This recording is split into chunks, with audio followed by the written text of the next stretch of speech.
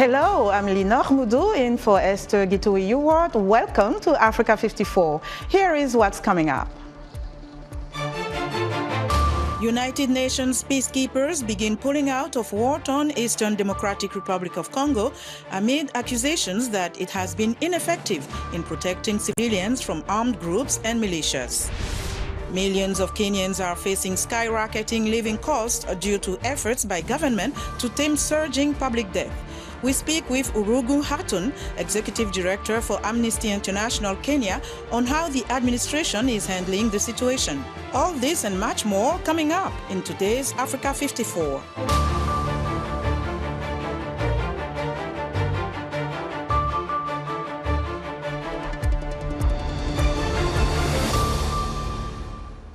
We begin our broadcast in the Democratic Republic of Congo, where the withdrawal of United Nations peacekeeping forces is underway on Wednesday. The first UN facility was handed over to national police during an official ceremony at the Kamanyola base close to the Rwandan and Burundian borders. The flags of the United Nations and Pakistan, the countries of origin of the MONUSCO peacekeepers in charge, were replaced by those of Congo. Congo has demanded the peacekeeping force withdrawal despite UN concerns about rampant violence in the east of the country. Kinshasa considers the UN force to be ineffective in protecting civilians from the armed groups and militias that have plagued the east of the country for 3 decades. The UN Security Council voted in December to agree to Kinshasa's demand for a gradual pullout of the mission, which arrived in 1999. The disengagement plan is to happen in 3 phases, with completion depending on regular assessments. Mozambique is confirming that tens of thousands of people have been driven from their homes by a wave of jihadist attacks in the north, but the government is rejecting calls for a state of emergency. The government spokesman says that over 67,000 people have been displaced. Unrest erupted in northern Mozambique 2 weeks ago, according to local reports. The International Organization for Migration put the numbers fleeing attacks between December 22nd and February 25th at over 71,000. Since last Wednesday, the IOM has recorded over 30,000 displaced people arriving in Amapa town by bus, boat, or on foot. Look how groups of men arrived with firearms and machetes and came to burn the cars. We were terrified, and on February 20th, we fled here. We've been here for a week and have not eaten almost anything. All of us who come here are suffering. The sounds of gunshots woke us up. They began to chase people. We watched as they cut off the men's heads with machetes, and we ran away with the little we had. Those terrorists are evil. A government spokesman insists Mozambique is doing everything it can to fight terrorism and guarantee security for its population. Millions of Kenyans are facing rising living costs caused by measures to tame surging public debt. President William Ruto's government took power in September 2022 after a decade of debt-fueled infrastructure spending that pushed public debt levels up to nearly 70% of gross domestic product from just over 40% of a decade earlier. Africa 54 managing editor Vincent McCurry spoke with Irũngũ Houghton, the executive director for Amnesty International Kenya, on the government performance. Just before the elections, we released a scorecard with 4 other organizations on the Jubilee administration. This was the outgoing administration of President Uhuru Kenyatta. And, I think simply we gave them a D-, I think, in terms of their score. And the concerns were, although there had been a lot of progress on the issue of health rights, there had been really very little progress on a number of other civil liberty-related issues. I think a year and a half in to the Kenya Kwanza administration, a lot of the promises that were made during the electoral process from a human rights perspective, are still underway in the sense that they've not really seen massive breakthroughs. We have seen a lot of energy going into reforming the public health sector. The health insurance scheme has seen some very bold legal amendments, and we've seen energy around the right to housing. The concern, I think, for most Kenyans is that many of those proposals have tended to be very expensive in terms of taxation, so increased levies, increased taxes, and therefore they're unpopular in a way that is somewhat interesting, given that they're actually designed to raise the levels of housing, raise the levels of health. But I think the bigger issue really has always been the debt, I guess the weight of the debt that was incurred during the Jubilee administration. $710 that Kenyans pay in form of debt, in form of taxes, actually go to paying back the Chinese and the European Union primarily for loans that were incurred to build large infrastructural projects that it is arguable whether Kenya needed. So therefore, I think the Kenya Kwanza administration is still grappling with, if we can put it this way, the sins of their predecessors. And really, I think a sense of economic challenges that come with a global recession. Yes, and in terms of perhaps the articulation of these issues, or perhaps communication, some feel like there's a discordance between what the administration had promised, even right way before, during their campaigns, and soon after, saying first we are in debt to our eyes, and also that we don't have money, we didn't find anything. But then some say the spending is a little bit too much. Not long ago, we had that the vice president's, the deputy president's office, I think, spent about 10 million Kenya shillings for curtains. And so people say,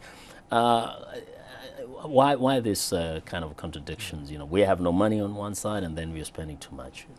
No, initial statements by the president, I think within the first 6 months of coming to power, spoke about the need to cut back government expenditure. But there's been really no evidence that this has really happened as a conscious design to right-size government. I mean, we continue to hear, how much is spent on international travel, not just by the deputy president, but also by the president and several cabinet secretaries. I think there's only 1 or 2 cabinet secretaries who can claim that they have spent most of the last 18 months in the country focusing on their portfolios. And I think the concern has been really that at a time like this, when you're asking Kenyans to give up 30 to 35% of their income for government services that are difficult to see, then we should be requesting the government to also cut itself down to a point where it actually doesn't need so much money, or that the money that is available is actually going to services as opposed to being eaten up by the bureaucracy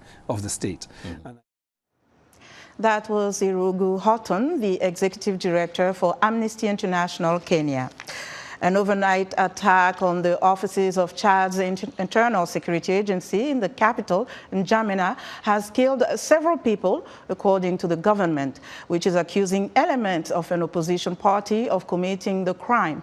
The army has been deployed around the main office of the opposition, Socialist Party Without Borders. All the roads leading to the National Security Agency are being blocked. The government says the attack came after a member of the PSF was arrested and accused of an assassination attempt against the president of the Supreme Court. The PSF party is led by Yaya Dillo, a fierce opponent of Chad's transitional president, his cousin Mahamat Idris Deby. Dillo denounced the allegations of an attempted attack against the Supreme Court president as, quote, staged.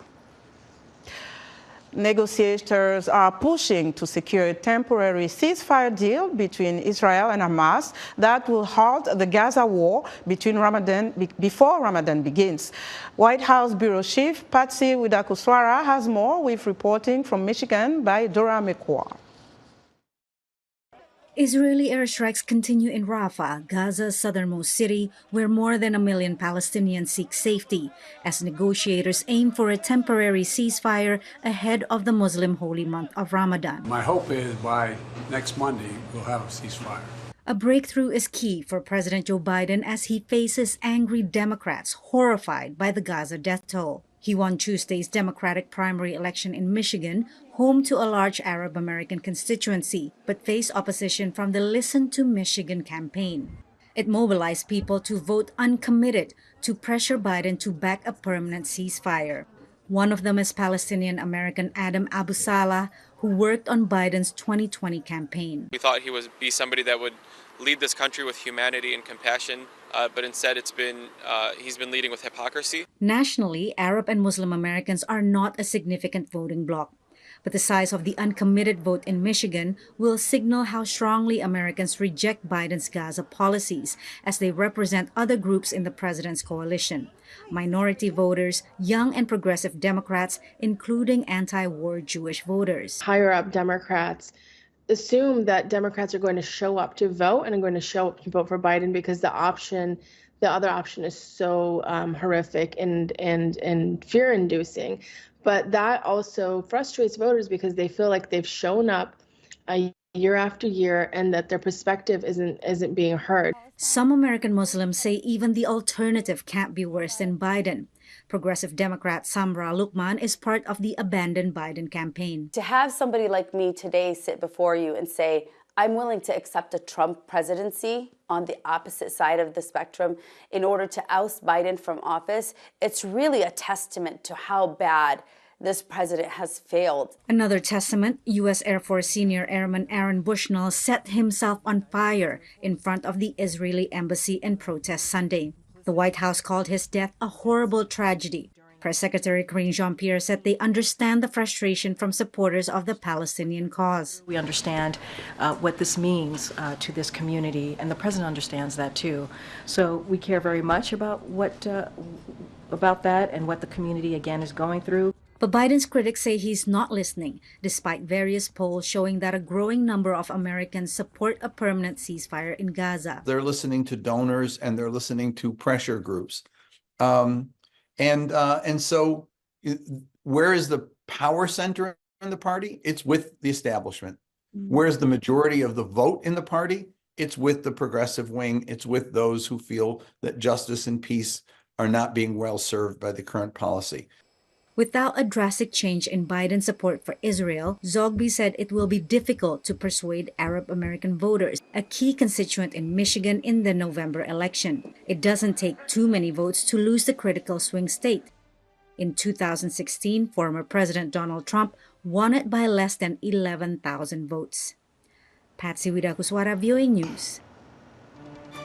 We are excited to hear what you think about Africa 54 and all our VOA Africa programs on our website at voaafrica.com. Still to come, we'll tell you how urban planners in the United States heavily discriminated against Black communities. This week on Straight Talk Africa. 2 years after Russia's invasion of Ukraine, the war continues to pose a threat to global security. How is Moscow funding this war? Why is it spreading disinformation? We'll also look at how Moscow uses gold from Africa to fund its aggression. Join me, Haiti Adams, on the next Straight Talk Africa. In times of change, when the world seems uncertain, and what we hear doesn't reflect what we see, we seek the truth. When we are told only part of the story, we lose trust. In moments of crisis, our dreams, hopes, and wishes for a better tomorrow depends on a free press. At Voice of America, we bring you the stories that people take risks to see. We connect the world and unite it with truth. At Voice of America, we show you the whole picture.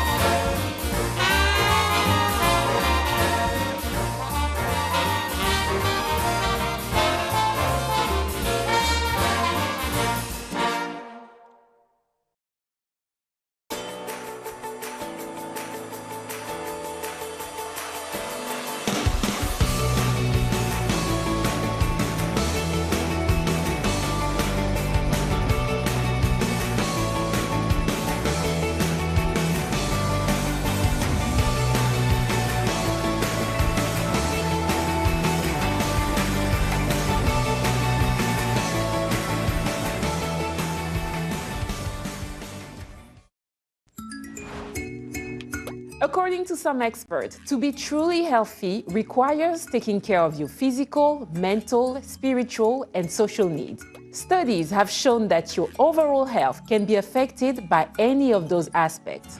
On this week's edition of Our Voices, we will delve into the world of holistic healing. We will also explore some of the most common treatments, including meditation, yoga, and how to promote the well-being of women. Join the conversation each week right here on Our Voices. In other news, South Africa's Environment Ministry says 499 rhinos were killed by poachers last year. That's up 11% from 2022, despite government efforts to tackle the illicit rhino horns trade. Over 300 were poached at a reserve in eastern KwaZulu-Natal province. Most of the thick-skinned herbivores were killed in state-run parks. 6 months after bringing the curtain down on the 55-year Bongo dynasty, Gabon's military coup leader, General Brice Oligui Nguema, 48, remains popular despite criticism of authoritarian governance that is slow to fulfill promises. Ali Bongo was overthrown in a bloodless coup on August 30th, 1 hour after being declared the winner of a presidential election, which the army and opposition declared fraudulent. And Guinea's ruling military junta leader, Mamadi Doumbia, announced in a televised address late Tuesday the appointment of Amadou Uriba as the nation's new prime minister and head of government. The move came 8 days after dissolving the previous government. Throughout the 1950s and 60s, urban planners in the United States heavily discriminated against black communities through urban renewal policies. One of the most destructive tactics, inner-city freeway building, sought to permanently sever neighborhoods of color by building highways through them. VOA's Anthony Labruto spoke to historians documenting the phenomena and the new generation of African urban planners looking to rejoin communities of color. I draw the line in the dust and toss the gauntlet before the feet of tyranny, and I say segregation now, segregation tomorrow, and segregation forever. It was that belief that guided politicians in the 1960s into making many of the urban planning decisions that became a reality in the U.S. At the expense of their cities, planners segregated neighborhoods. Many developers created a plan that would create a lasting solution that can still be seen today. So redlining was a policy enacted in the 1930s during the Great Depression. And one of the first steps of this process was the government created this agency called the Homeowners Loan Corporation, the HOLC. And the HOLC went city by city, every single city in the United States, and graded each neighborhood for investment worthiness based on race, based primarily on race. A being best, D being worst.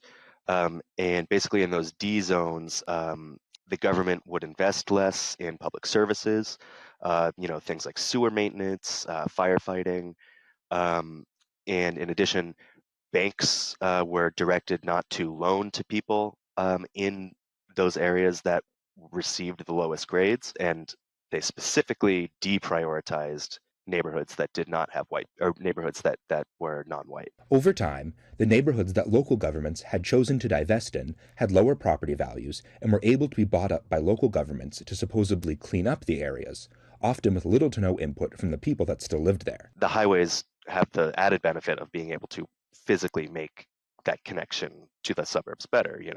It's prioritizing that long distance suburban transit from the suburbs to the CBD over the local access of the surrounding neighborhoods. The communities that remain divided by these highways still have to deal with the pollution, still have to deal with the reduced mobility. Now, as cities look to redevelop, planners are including people they previously had not. Abraham Diallo is a communications specialist for Washington, D.C.'s Department of Transportation. His passion for better planning came at a very young age. I am one of the very few Washingtonians, Washington, D.C. natives, born and raised, shortly during the housing crisis in between 2005, 2008, my family actually relocated to right outside the city. And it was during that move that I noticed the significant impact of living in a very dense, kind of amenity-rich area versus to the one we moved. All those things kind of impacted the quality of life that my family and I had, especially for my parents who were immigrants to this country. And as a first generation American, those services definitely sustained us.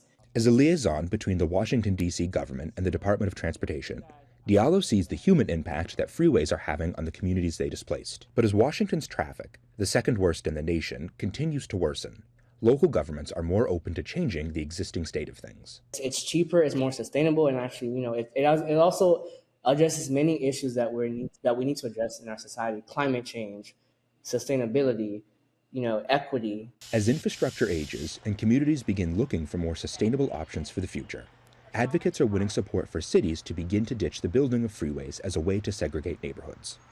Anthony Labruto, VOA News, Washington. Now, Africa is a continent with untapped potential.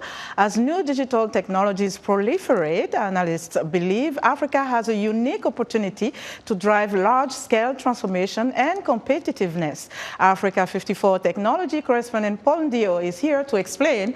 Paul, how can these technologies be harnessed to drive transformational change and growth across the continent? Thanks, Linod. The world technology industry is thriving, and African countries have the potential to be part of this skyrocketing industry. To learn more about the role of AI and big data in Africa, I spoke with Moma Deng, a Harvard University professor and dean of the School of Business at the African Leadership University in Kigali, Rwanda. Welcome to Africa 54. Thanks for having me.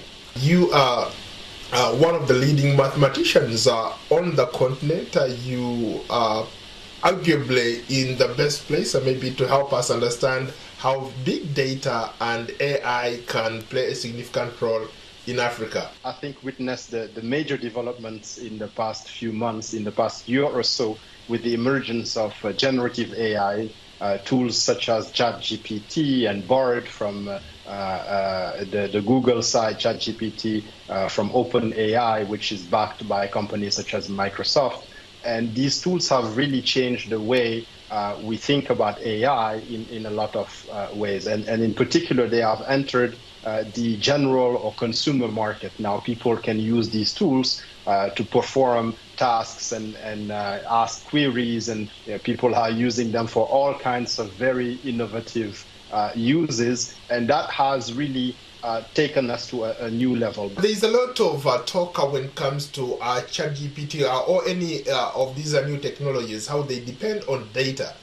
You are a numbers guy, you have worked around this, you know how to compile data, how to use it in this context.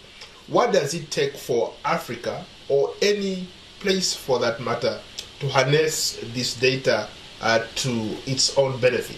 I think that these tools are very important, especially for young people to master. They are going to really revolutionize the world of work. There are questions around how certain professions are going to be completely transformed and, if not, endangered. In terms of the data aspect, I can tell you that one of the things where Africa or the African continent will have to really invest more energy is to make sure that we have more content online, because the way ChatGPT and other tools, generative AI tools work is that they actually read all of the content that's available online, and based on it, they create a corpus of potential responses, as I gave the example earlier, just like a little bit like your autocomplete on your phone does. They do it, but at a much larger scale. You make a great point. We as Africans are not as represented when it comes to keeping data. We have a lot happening on the continent, let's say in healthcare, agriculture, in politics, but we don't have that data. Now, what can we do really to to get up to speed where we are able to tap into this new technology?